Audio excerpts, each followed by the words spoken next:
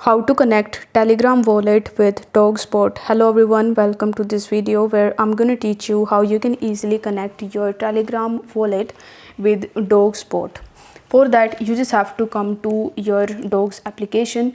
Here you will be able to see the connect wallet option. So if you tap on connect wallet, it will show you open wallet in Telegram. So you need to select this option and then it will redirect you in your Telegram's wallet. Here it will show you the icon of DogsBot as well as your Telegram bot. So you just have to simply tap on the connect wallet button in the bottom, and after waiting for some time it will show you that Dogs community is now available and you have successfully connected your Telegram wallet with DogsBot. If you want to get more updates about the Dogs airdrop, then you just have to make sure that you join them on their Telegram community. For that, simply tap on the join button and join them over here.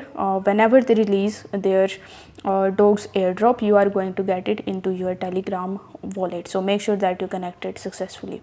I hope this video was helpful, and if it was, then don't forget to like the video and subscribe to the channel. Thank you so much for watching.